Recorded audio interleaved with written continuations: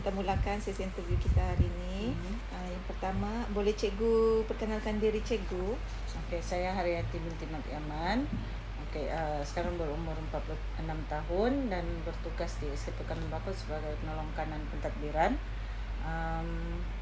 Okey, boleh cikgu berkongsi latar belakang pendidikan cikgu?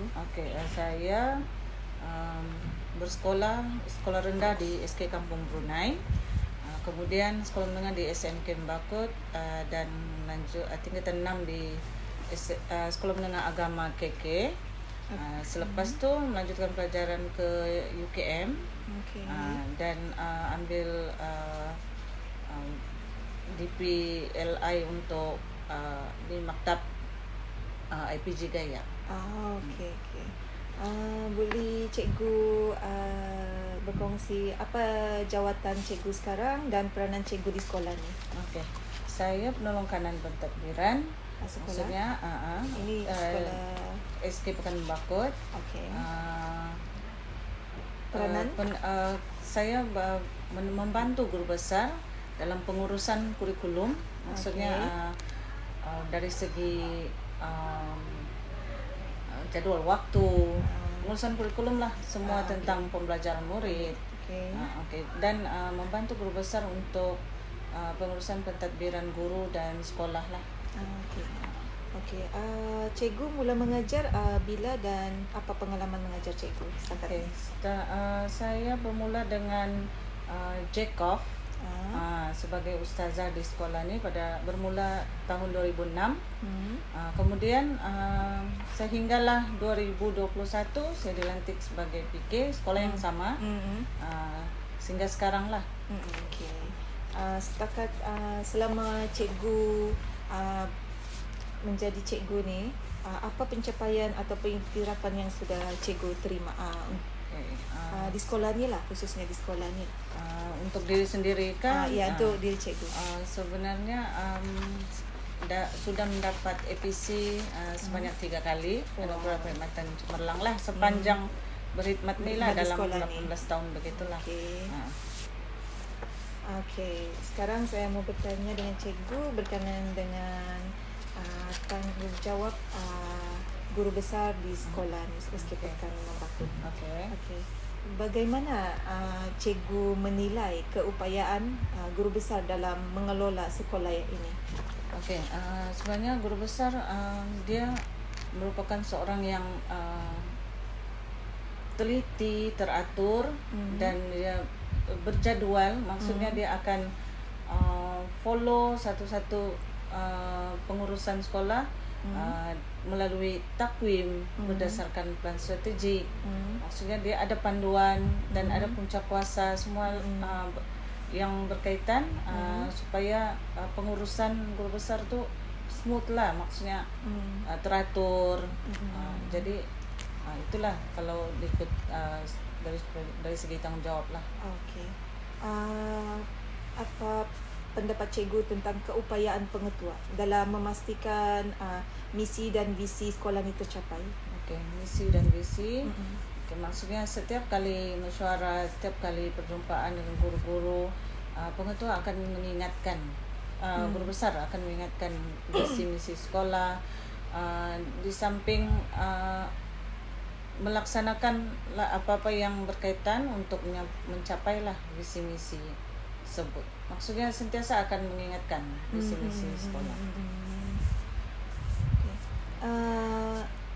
Semasa mesyuarat dijalankan di sekolah kan, bagaimana bagaimana guru besar sekolah menyumbang kepada keberkesanan itu?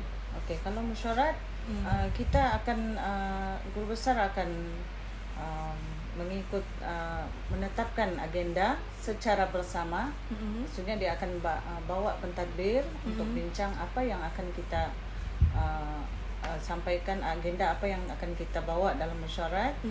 Okey, dia akan sentiasa dalam perbincangan.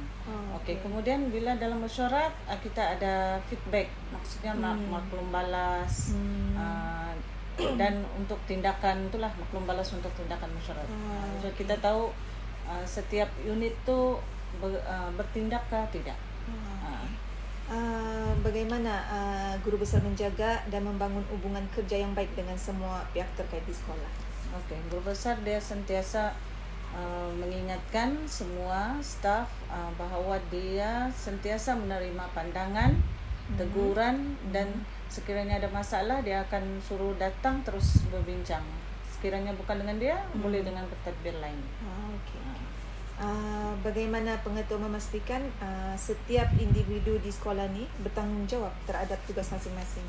Okey, ini kita maksudnya sentiasa ada komunikasi dan selain itu sudah dalam satu unit di sekolah kita akan ada mesyuarat untuk contoh panitia. Jadi setiap panitia tu akan ada pelaporan. Kita pakai Google Site, jadi semua pelaporan masuk dalam tu. Jadi GB boleh tengok mana panitia yang bergerak, mana panitia yang apa. Dan dia sentiasa akan mengingatkan lah. Contoh takwim.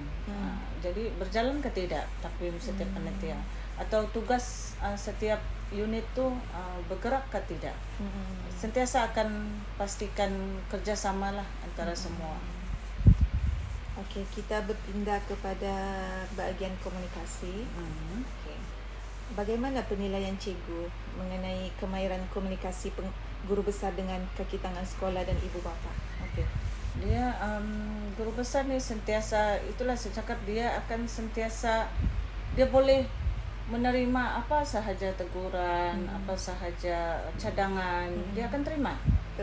Terbuka. Dia bersifat terbuka. Dengan ibu bapa pun mau jumpa dia pun tiada masalah. Dia bukan jenis yang kita tengok dulu apakah tidak. Dia akan menerima. Lepas tu baru dia akan bincang balik macam mana dengan warga sekolah. Okey. Apakah terdapat pertemuan rutin yang diadakan oleh guru besar untuk berinteraksi dengan para guru agar maklumat yang efektif itu dapat disampaikan? Okey.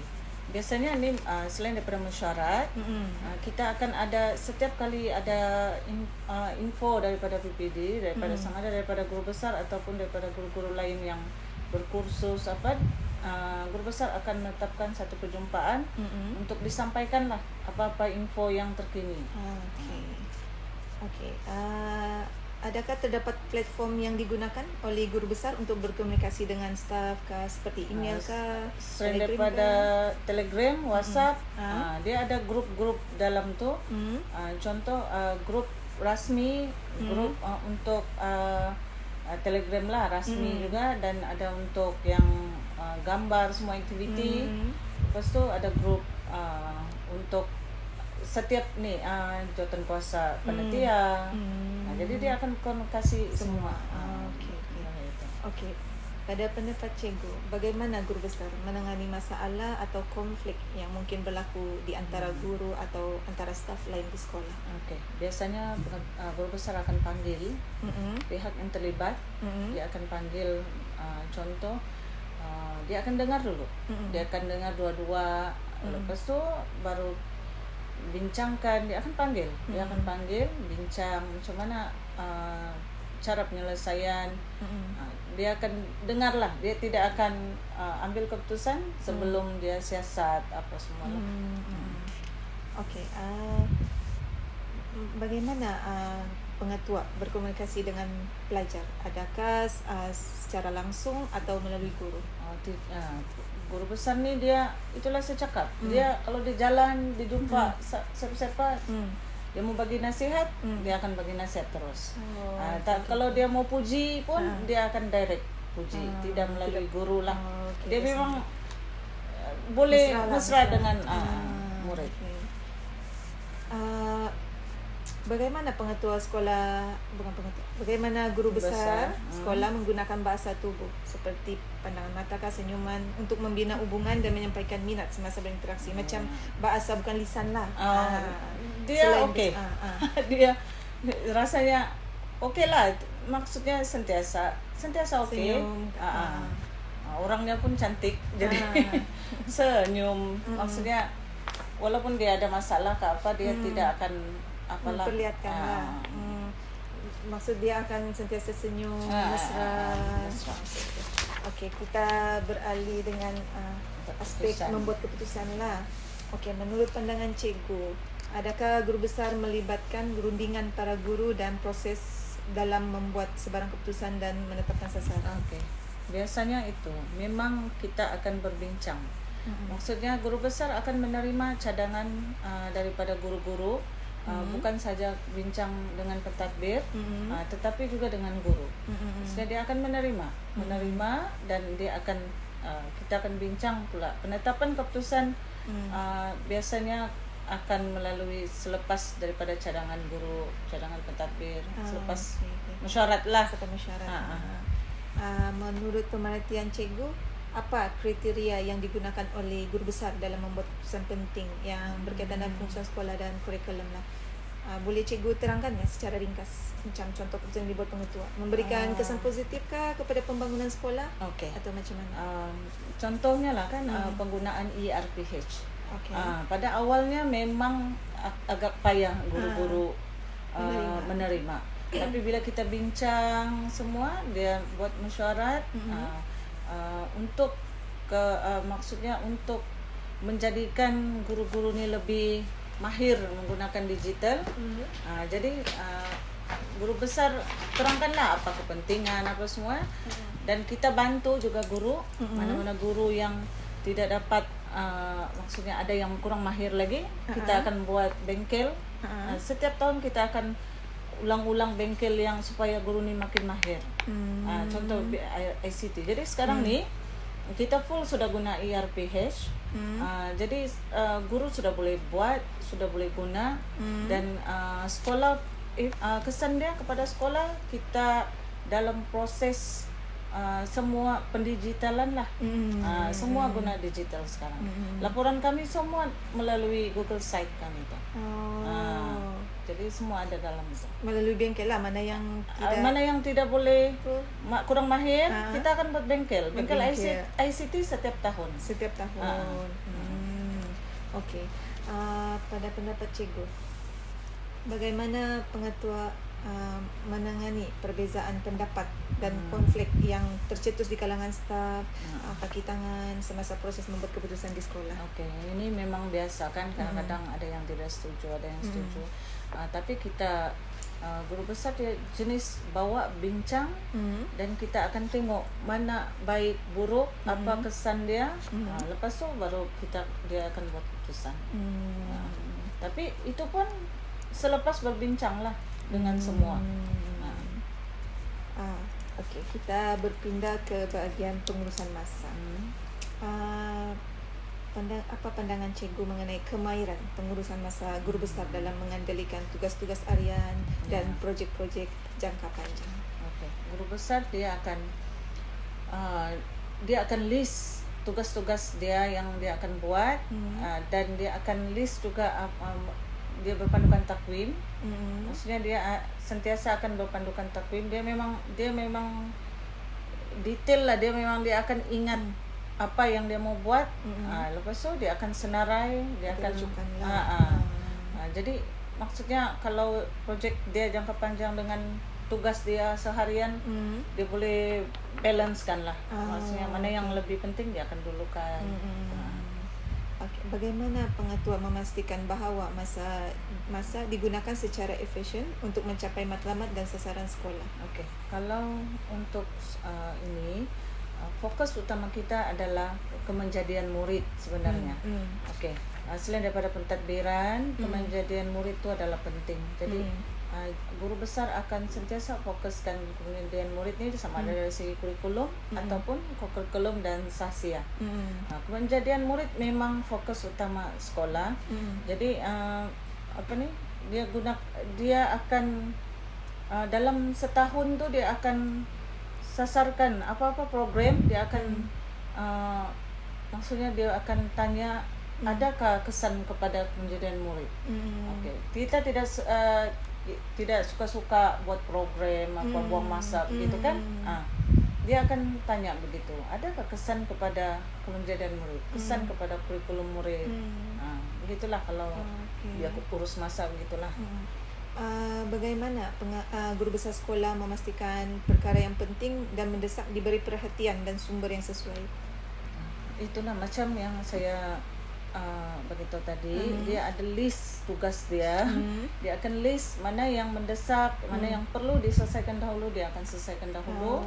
Tapi dia tetap ada, maksudnya dia akan continue lah. Maksudnya dia akan buat juga. Okey. Adakah terdapat strategi khusus yang guru besar gunakan untuk menguruskan kesibukan dan tekanan dalam peranan kepimpinan? Okey, dia lebih kepada sekiranya macam terlalu banyak program, terlalu banyak yang diminta dia akan bawa kami bincang. Dia lebih kepada begitu dan bagi-bagi tugas. Okay.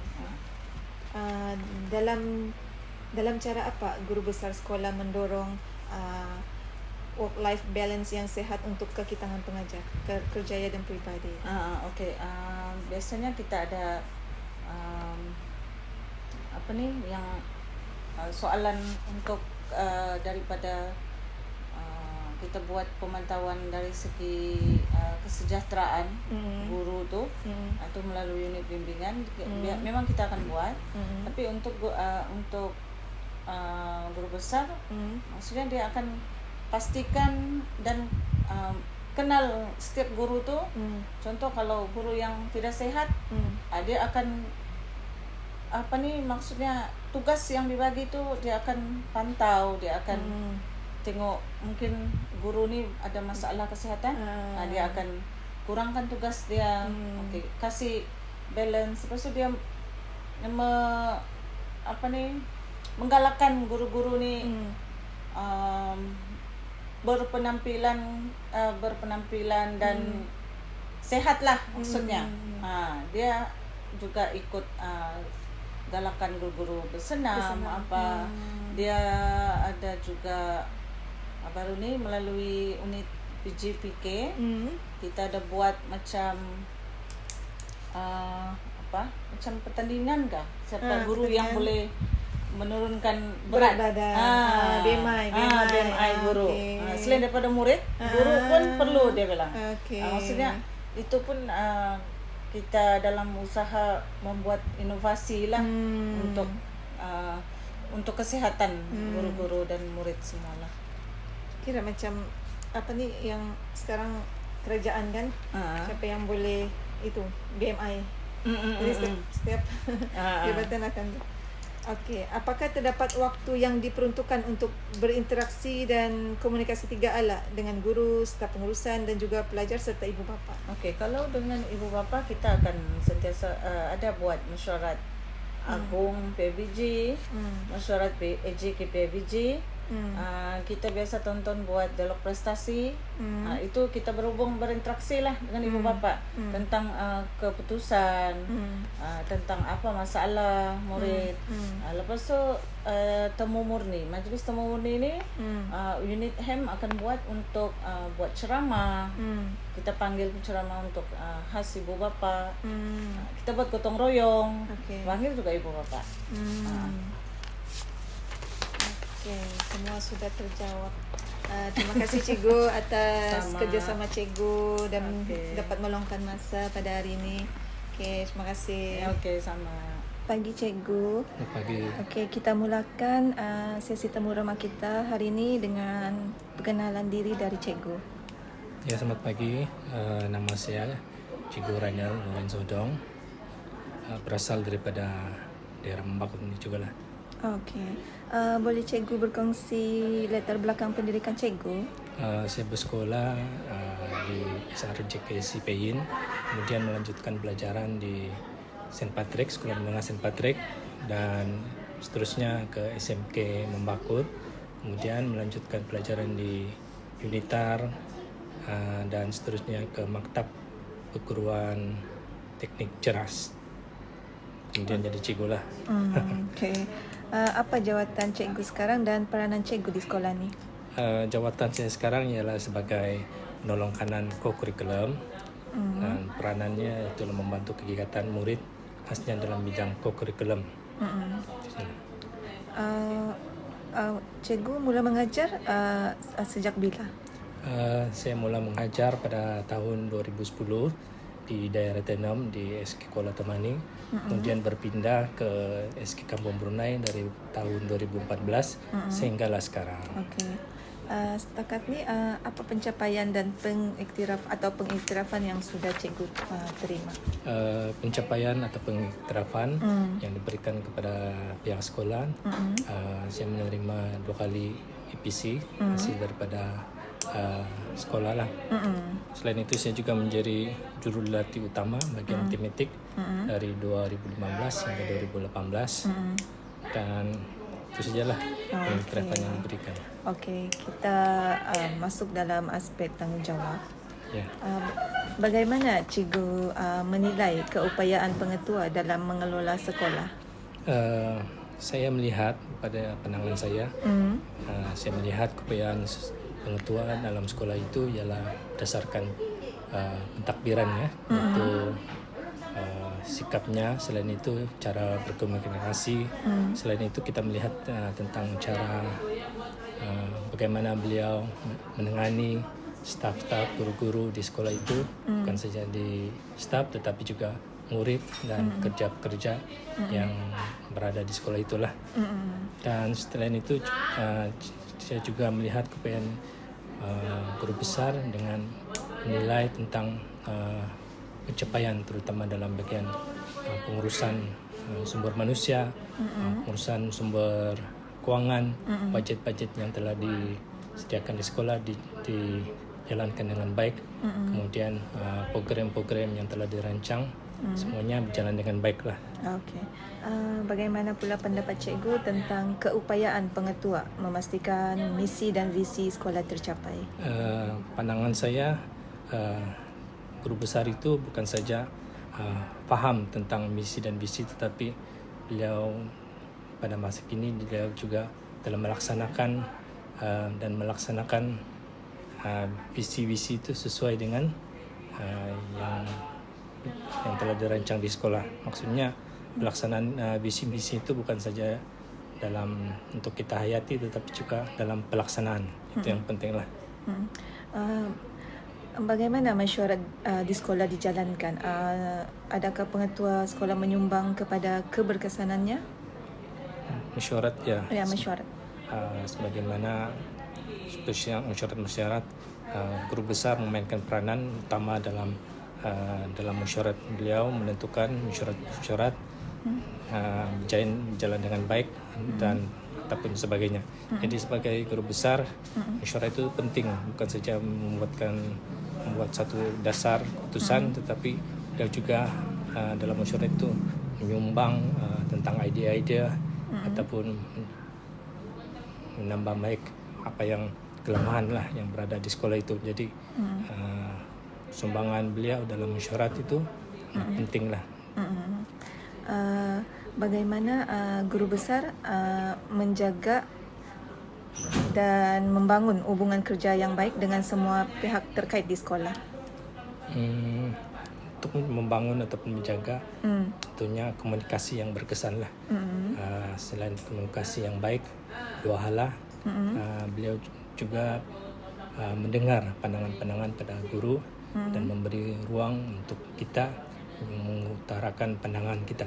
Jadi sikap dengan komunikasi yang baik ini telah menjalinkan satu hubungan yang baik lah. Okey. Bagaimana guru besar memastikan bahawa setiap individu dalam sekolah ni bertanggungjawab terhadap tugas masing-masing? Semestinya dengan ada arahan yang jelas dan komitmen setiap guru dan arahan daripada guru besar, ini menjadi tanggungjawab guru besar dan kita seterusnya guru-guru dapat menjalankan tugas dan tanggungjawab atas arahan dan yang diberikan oleh guru besar. Okey, kita beralih ke aspek komunikasi. Bagaimana penilaian cikgu mengenai kemahiran komunikasi guru besar dengan kaki tangan sekolah dan ibu bapa? Pandangan saya kemahiran komunikasi beliau guru besar sangat baiklah. Beliau bukan saja dapat berkomunikasi dengan baik, tapi beliau juga dapat membimbing dan memberikan pendapat yang baik serta memberi ruang kepada guru-guru dan juga ibu bapa. Jadi dengan adanya kemahiran komunikasi yang baik yang beliau terapkan, ini menjadikan sekolah itu menjadi sekolah yang berkesan lah. Apakah terdapat pertemuan rutin yang diadakan oleh guru besar untuk berinteraksi dengan para guru agar maklumat yang efektif dapat disampaikan? Ya, beliau selalu mengadakan pertemuan rutin, bukan saja dalam mesyuarat, tetapi beliau sekiranya ada program yang ingin dilaksanakan, beliau akan menjemput 2-3 orang guru masuk ke dalam biliknya untuk merunding, membincangkan. Dengan adanya rundingan dan bertukar pendapat ini yang beliau jalankan secara rutin, ini boleh meningkatkan interaksi lah, dan agar semua maklumat itu dapat dilaksanakan dengan baik lah. Apakah terdapat platform yang digunakan oleh guru besar untuk berkomunikasi dengan staf, seperti email kah, grup WhatsApp kah, Telegram kah? Platform komunikasi tentunya ada, yaitu kita menggunakan grup WhatsApp. Selain itu kita menggunakan grup Telegram untuk berkongsi maklumat daripada dasar-dasar daripada KPM arahan. Jadi ini selain itu kita menggunakan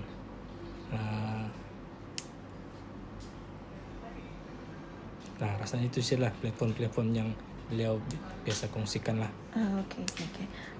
Pada pendapat cikgu, bagaimana guru besar menangani masalah atau konflik yang mungkin berlaku di antara guru atau antara staf lain di sekolah? Guru besar apabila beliau mengetahui sekiranya ada konflik yang berlaku, beliau akan memanggil dan akan berbincang, dan beliau akan menjadi orang tengah, orang antara mungkin ada antara guru-guru, dan apabila adanya penyelesaian daripada peringkat awal, jadi konflik itu tidak akan berlanjutan dan tidak akan berlaku dengan lebih besar lah. Bagaimana pula proses guru besar berkomunikasi dengan pelajar? Adakah melalui guru ataupun secara langsung dengan pelajar? Ya, guru besar setiap minggu kita akan mengadakan perhimpunan pagi. Jadi dalam pada itu beliau akan berkomunikasi secara teruslah kepada murid-murid dan juga guru-guru. Selain itu ada juga arahan, yaitu berkomunikasi dengan arahan guru, dan guru itu akan menyampaikanlah dasar-dasar ataupun arahan yang diberikan kepada murid. Bagaimana guru besar sekolah menggunakan bahasa tubuh seperti pandangan mata kah, senyuman untuk membina hubungan dan menyampaikan minat semasa berinteraksi? Ibaratnya bahasa bukan lisan lah. Kalau mungkin dalam mesyuarat kah, atau ada perbincangan kah, jumpa kah? Ya, beliau selalu di Jenaka. Di Jenaka itu mungkin ada message-message yang disampaikan. Itu mungkin cara beliau. Tetapi cara itu mungkin tidak serius, tetapi kadang-kadang dalam Jenaka itu ada juga message-message yang disampaikan. Jadi mungkin itu menjadi menyenangkan, lebih mesra lah daripada kita terus marahkan begitu. Jadi apabila ada pandangan sinis begitu, mungkin ya lebih interaksi dengan guru itu lebih baik lah. Okey, kita beralih dengan aspek membuat keputusan.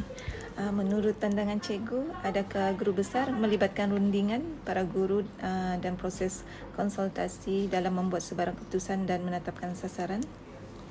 Ya, semestinya guru besar akan melibatkan para guru untuk membuat proses keputusan, dan selalunya beliau akan menjemput guru-guru yang terlibat untuk memberi pandangan dan menerima pendapat apa sebelum beliau menetapkan sasaran atau membuat keputusan. Menurut pengertian cikgu, apa kriteria yang digunakan oleh guru besar dalam membuat keputusan penting yang berkait dengan pengurusan sekolah dan kurikulum? Kriteria yang digunakan mungkin daripada pendapat daripada guru-guru ataupun pendapat daripada ibu bapa ataupun agensi lain lah. Selain itu beliau mungkin boleh mendapat data-data berkaitan dengan pengurusan sekolah. Melalui data itu mungkin beliau dapat membuat keputusan penting berdasarkan apa yang ada yang dalam data itulah, khususnya dalam bidang kurikulum lah. Adakah ianya memberikan kesan yang positif kepada pembangunan sekolah? Ya, semestinya dengan adanya pengurusan yang baik ataupun keputusan daripada pihak guru besar dengan kerjasama guru-guru, ia akan memberikan keputusan yang baik lah. Pada pendapat cikgu, bagaimana guru besar menangani perbezaan pendapat dan konflik yang tercetus di kalangan staf, kaki tangan semasa proses membuat keputusan di sekolah? Ya, semestinya perbezaan pendapat ini biasanya berlaku terutama dalam mesyuarat, tetapi sebagai guru besar dan pentadbir beliau sangat profesional dalam menangani segala konflik. Jadi beliau adalah orang pertama dan beliau adalah orang yang tengah untuk membuat keputusan ataupun yang akan memberi nasihat sekiranya tercetus apa-apa masalah ataupun kekurangan yang di kalangan staf lah dalam membuat keputusan di sekolah ini. Okey, kita beralih kepada aspek pengurusan masa. Apakah pandangan cikgu mengenai kemahiran pengurusan masa guru besar dalam mengendalikan tugas-tugas harian dan projek jangka panjang? Pada pandangan saya, beliau sangat mementingkan ataupun mengurus masa dengan baiklah, dan beliau sekiranya ada projek-projek jangka panjang, beliau akan merancang terlebih dahulu dan melihat yang manakah yang lebih penting untuk beliau selesaikan. Seterusnya beliau akan, selepas membuat itu, dia akan melihat balik mungkin adakah kekurangan. Jadi di situ pengurusan masa boleh di secara efektif lah. Bagaimana guru besar memastikan bahawa masa digunakan secara efisien untuk mencapai matlamat dan sasaran sekolah? Dengan tidak membuang masalah dan seterusnya, beliau akan tanya pendapat guru-guru sebelum beliau membuat keputusan. Jadi itu dapat meningkatkan masa dan seterusnya secara efisien lah untuk mencapai matlamat dan sasaran sekolah. Bagaimana guru besar sekolah memastikan bahawa perkara yang penting dan mendesak diberi perhatian dan dengan sumber yang sesuai lah? Guru besar selalu memastikan perkara yang penting dan mendesak diberi perhatian khusus, dan beliau selalu memberitahu para guru agar menyelesaikan segala tugasan itu yang mendesak, dan kita dahulukan tugasan itu, dan dengan adanya komunikasi dan pengurusan masa yang diberi akan dapat memastikan perkara itu dapat diselesaikan dan diberi perhatian lah. Adakah terdapat strategi khusus yang guru besar gunakan untuk menguruskan kesibukan dan tekanan dalam peranan kepimpinan dia? Biasanya beliau akan merancang lah. Terlebih dahulu dia akan merancang, dan seterusnya beliau akan mengikut rancangan yang telah beliau rancang, dan ini mungkin akan mengurangkan stres ataupun gangguan-gangguan apabila beliau mengikuti perancangan yang beliau jalankan. Jadi itu dapat mengurangkan dan seterusnya dapat mengurus kesibukan dan tekanan dalam peranan beliau dalam kepimpinan. Dalam cara apa guru besar sekolah mendorong work-life balance yang sehat untuk kaki tangan pengajar? Biasanya beliau akan merancanglah segala aktiviti yang melibatkan guru dan warga sekolah. Contohnya dalam awal pagi itu beliau biasanya akan bersarapan bukan saja dengan guru, beliau juga akan bersarapan dengan mengawal keselamatan dan pembersih. Dengan adanya kegiatan ini beliau yang buat bukan saja dapat bertanya pendapat, tetapi dapat mengurus dan seterusnya, dapat keseimbangan kerja dan pribadi lah setiap guru itulah. Apakah terdapat waktu yang diperuntukkan untuk berinteraksi dan komunikasi 3 hala antara guru, staf pengurusan dan juga pelajar serta ibu bapa? Ya, memang terdapat waktu ataupun komunikasi 3 hala, yaitu di guru, staf dan juga ibu bapa. Contohnya dalam komunikasi guru kita biasanya ada dalam mesyuarat, itu juga dengan ibu bapa, yaitu mesyuarat PABG, gotong royong, dan komuniti luar. Beliau juga sering menjemput komuniti luar untuk bekerja sama dengan sekolah.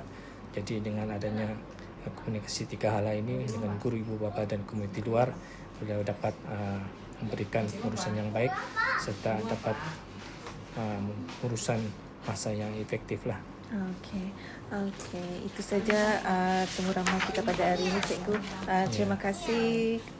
Terima kasih Cikgu sebab sudi meluangkan masa dan memberikan terima kasih. kerjasama yang baik. Sama-sama.